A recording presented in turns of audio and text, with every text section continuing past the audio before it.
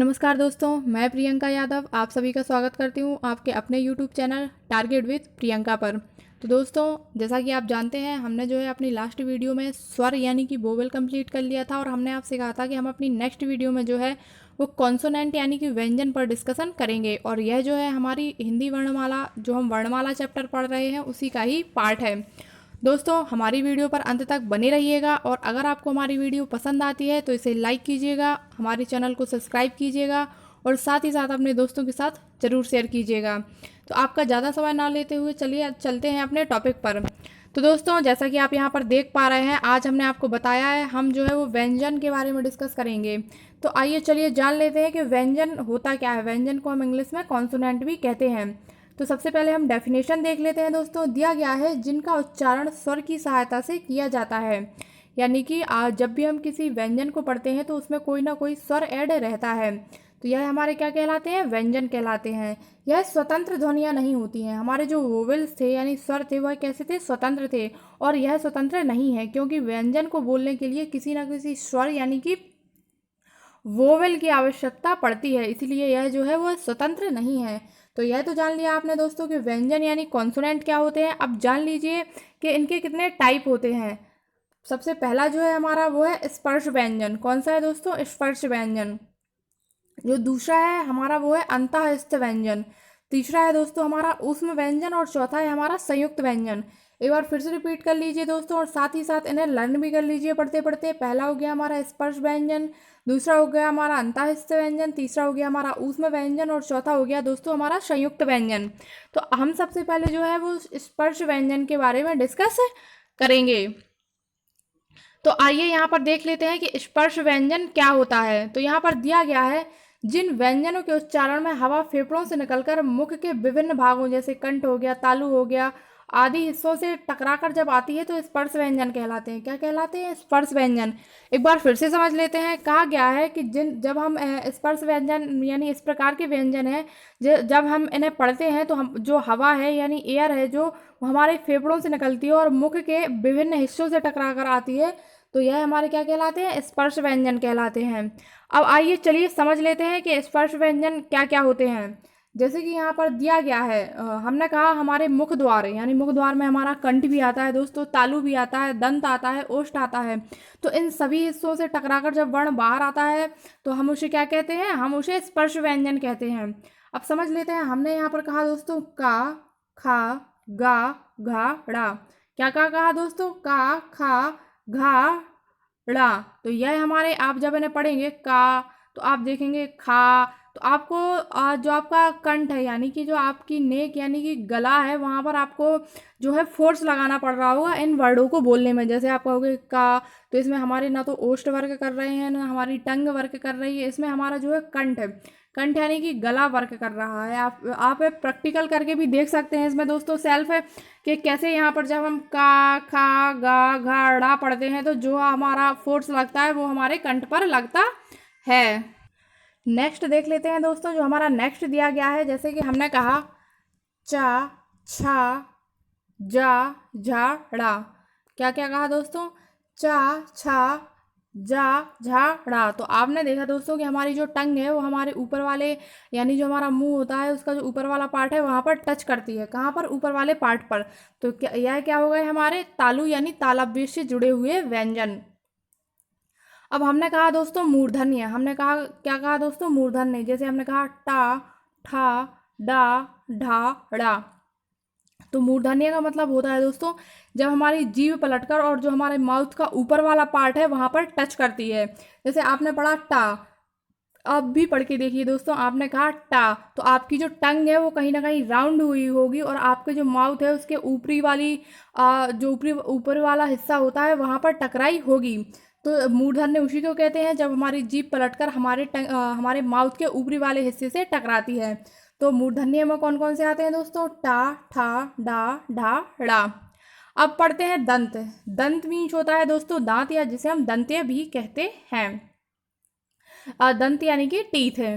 तो पढ़ लेते हैं। हमने कहा ता, था, दा, धा, ना। कौन कौन से दोस्तों? ता, था, दा, धा, ना। तो यह हमारे दंत्य से रिलेटेड हो गए। अब हमने कहा दोस्तों ऊंट। ओंठ में, ओंठ को हम ओष्ठ भी कहते हैं, ओंठ यानी कि लिप्स।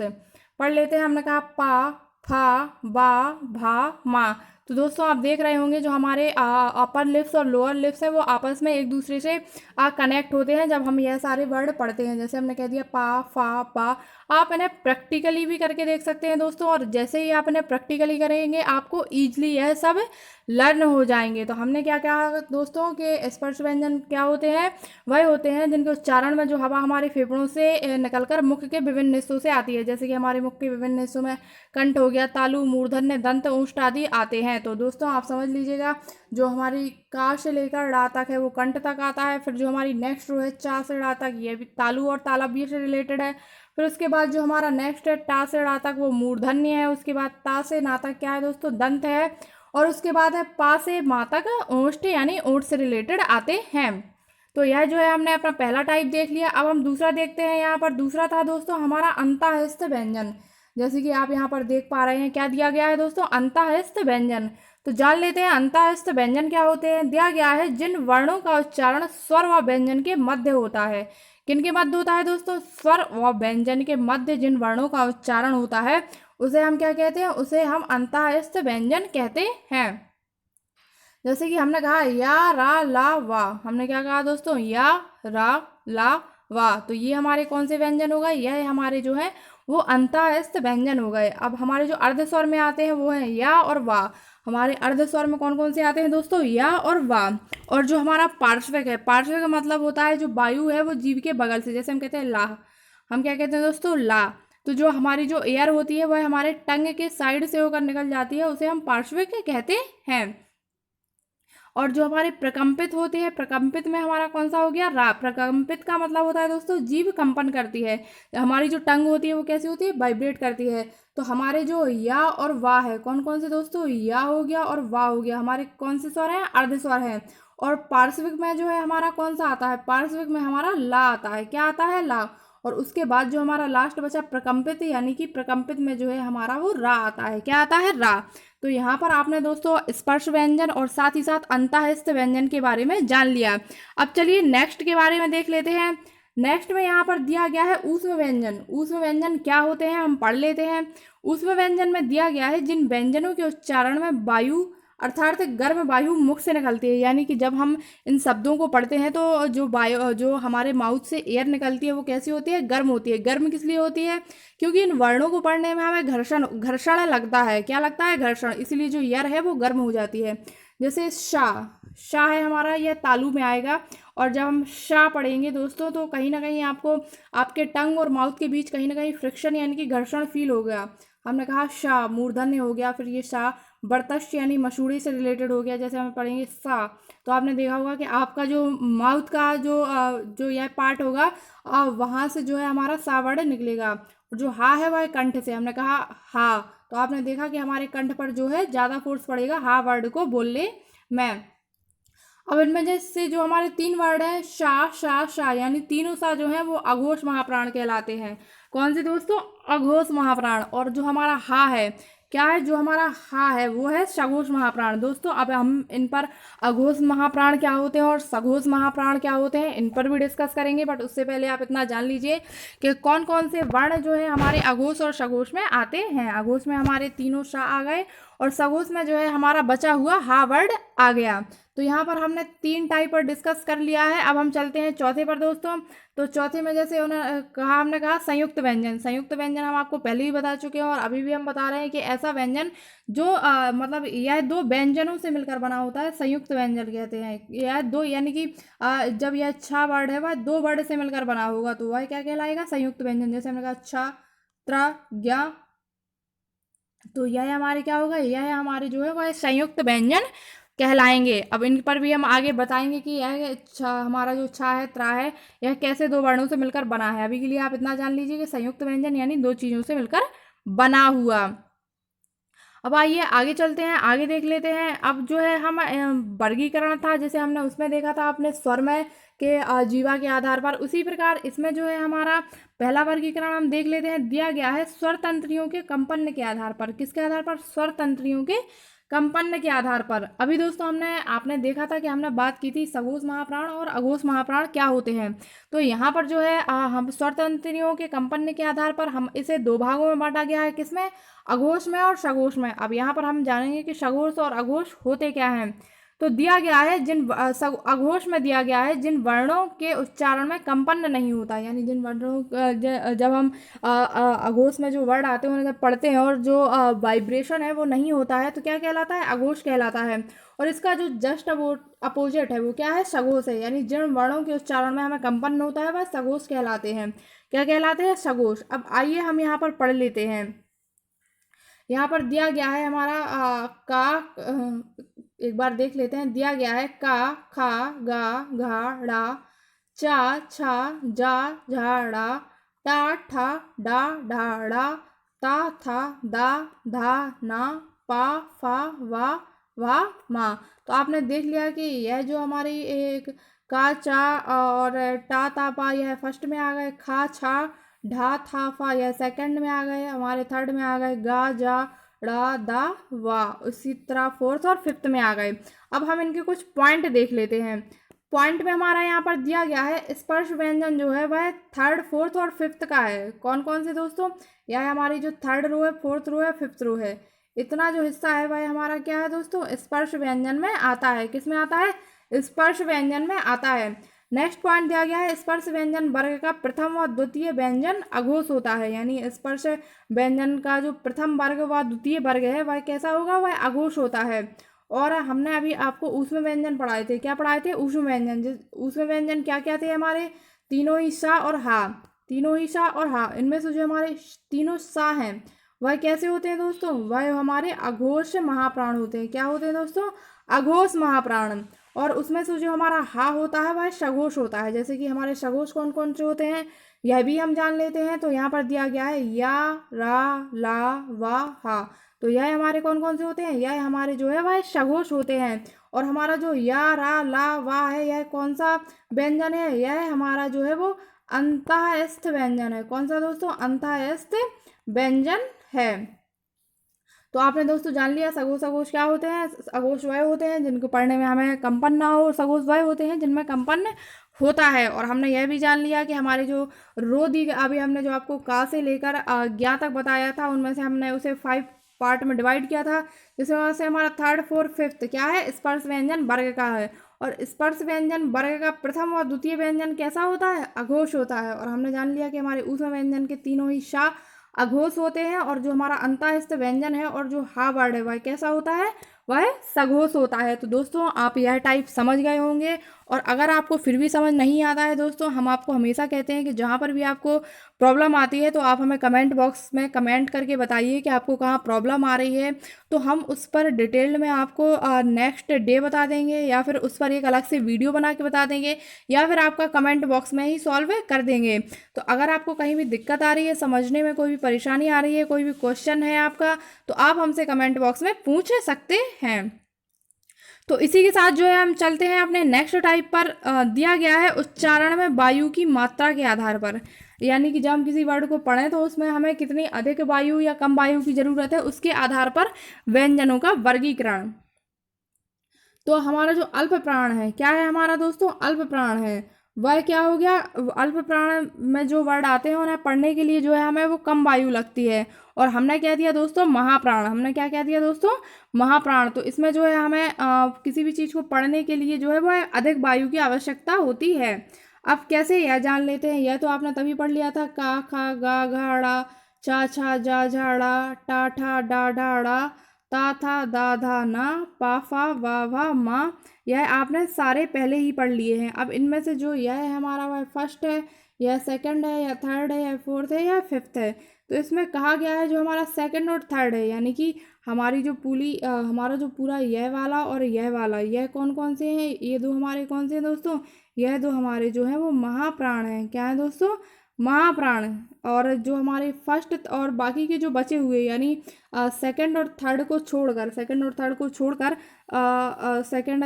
सेकंड थर्ड हमारा महाप्राण हो गया था। अब हमने कहा कि हमारा जो फर्स्ट हो गया, थर्ड हो गया और फिफ्थ हो गया, यानी सेकंड और फोर्थ को छोड़कर हमारे जो होता है वो क्या होता है, अल्प प्राण। महाप्राण में हमारे ज़्यादा वायु की आवश्यकता होती है, अल्प प्राण में हमें कम वायु की आवश्यकता होती है। जैसे हमने कहा खा, तो आपने देखा कि यहाँ पर हमें कम वायु की आवश्यकता पड़ी, तो सॉरी आपने जैसे हमने कहा खा, तो यहाँ पर आपने देखा कि जो यह हमारा क्या है, यह महाप्राण है, यानी कि हमें काफ़ी ज़्यादा एयर की आवश्यकता पड़ी इन कंपैरिजन टू अल्प प्राण। जैसे हमने कहा का, तो का पढ़ने में आपको उतनी ज़्यादा एयर की नेसेसिटी फील नहीं हुई, बट जब आपने पढ़ा खा तो आपको लगा कि इन कंपैरिजन टू का के आपको ज़्यादा जो है वो एयर की ज़रूरत पड़ी बोलने के लिए।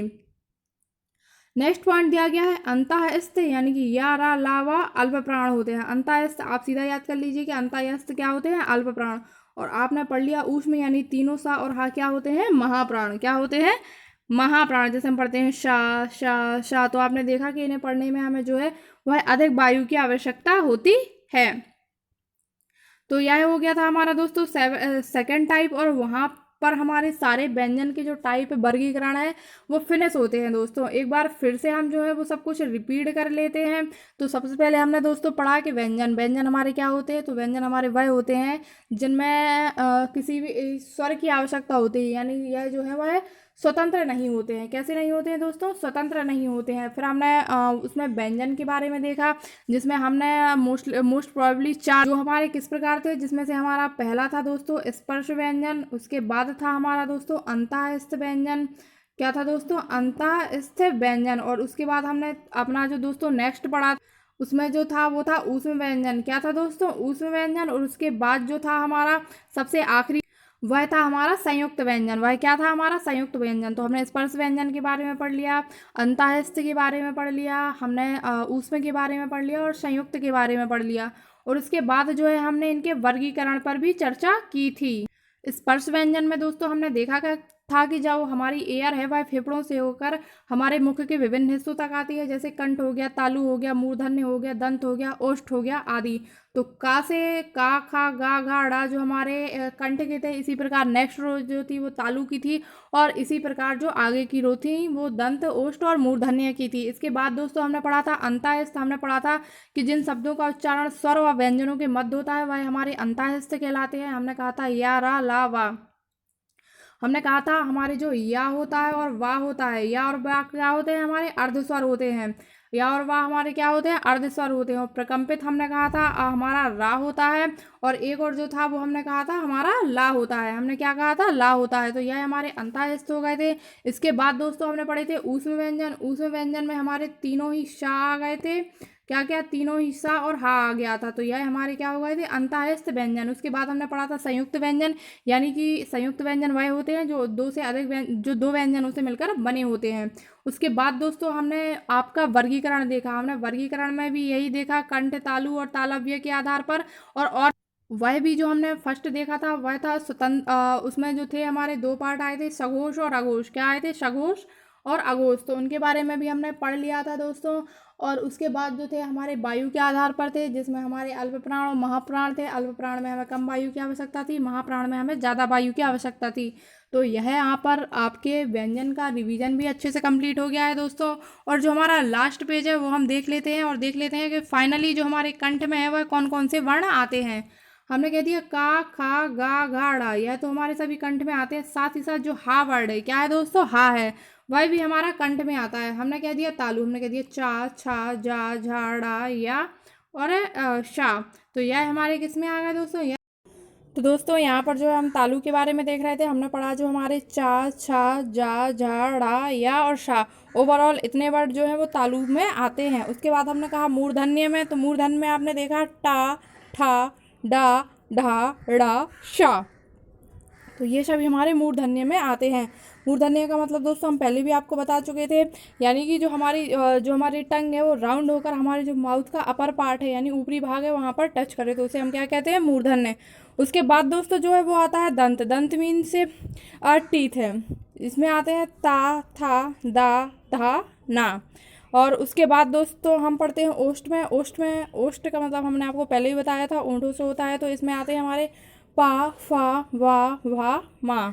तो ये हमारे ओट्स में हो गए। उसके बाद हमारे वर्तस्य में शा रा ला, इसे आप ये भी कह सकते हैं सरल वर्ड भी कह सकते हैं, सरल जो है वो हमारे वर्चस्व में। उसके बाद जो है हमारा दंतोष्ठ है, यानी दांतों और ओठ को मिलाकर उसमें आते हैं हमारे वा और फा। तो ये हमारे ओवरऑल जितने भी हमारे कंठ है, तालु, मूर्धन्य, ओष्ठ के आधार पर डिवाइडेड थे, तो वो हमने सभी पढ़ लिए कि कौन किस में आते हैं। अब हमने आपसे कहा था कि जो संयुक्त व्यंजन होता है वो क्या होता है, तो देख लीजिए यहाँ पर जो हमारा छा वर्ड है वो का में ऐसे रकार और उसके बाद सा, इनसे मिलकर बना होता है। यानी जो हमारा छा वर्ड है वो किससे मिलकर बना होता है दोस्तों? दो वर्ड से। कौन कौन से? का और शा से मिलकर बना होता है। उसके बाद जो हमारा त्रा होता है वो ता होता है रकार और उसके बाद रा, तो यह भी दो वर्डों से मिलकर बना होता है। आप यहाँ देख सकते हो और यह वर्ड भी देख सकते हैं और यह भी देख सकते हैं कि यह सभी दो दो वर्डों से मिलकर बने होते हैं। तो दोस्तों यहाँ पर जो है हमारी जो वर्णमाला का जो व्यंजन का पार्ट था वो फिनिश होता है और साथ ही साथ व्यंजन फिनिश होने के यहाँ पर जो हमारा वर्णमाला का टॉपिक था वो भी फिनिश होता है। अगर आपको वर्णमाला में या फिर आपको स्वर यानी कि वोवेल या फिर कॉन्सोनेंट यानी कि व्यंजन में अगर कहीं प्रॉब्लम आती है तो आप हमें कमेंट बॉक्स में कमेंट करके ज़रूर बताइएगा कि आपको यहाँ पर डाउट है। हम आपकी जल्द से जल्द आपकी जो डाउट है वो क्लियर करने की कोशिश करेंगे। अगर आपके डाउट कमेंट बॉक्स में सॉल्व नहीं कर पाते हैं तो नेक्स्ट वीडियो में लेकर आपके डाउट है हम ज़रूर सॉल्व करेंगे। और गाइज अगर आपको हमारा एक्सप्लेनेशन पसंद आता है, हमारा एफर्ट और कंटेंट पसंद आ रहा है तो प्लीज़ हमारी वीडियो को लाइक कीजिए, साथ ही साथ हमारे चैनल को सब्सक्राइब कीजिए और अपने फ्रेंडों के साथ ज़रूर शेयर कीजिएगा। दोस्तों यही टाइम है हमारे पढ़ने का, क्योंकि अभी जो है वैकेंसी नहीं आ रही हैं, लेकिन जब वैकेंसी आएंगी तो एक साथ आएंगी, क्योंकि होप सो लॉकडाउन की वजह से हम लोग गवर्नमेंट जो है हमें वैकेंसी नहीं दे पा रही है। तो यही टाइम है कि सभी लोग जो जितने भी एस्पायरेंट हैं वो सभी इस टाइम पे प्रिपरेशन में लगे होंगे। तो आप भी अपनी प्रिपरेशन जो है वो एकदम स्ट्रांग बना के रखिए। तो चलिए दोस्तों मिलते हैं नेक्स्ट वीडियो में। Thank you so much guys.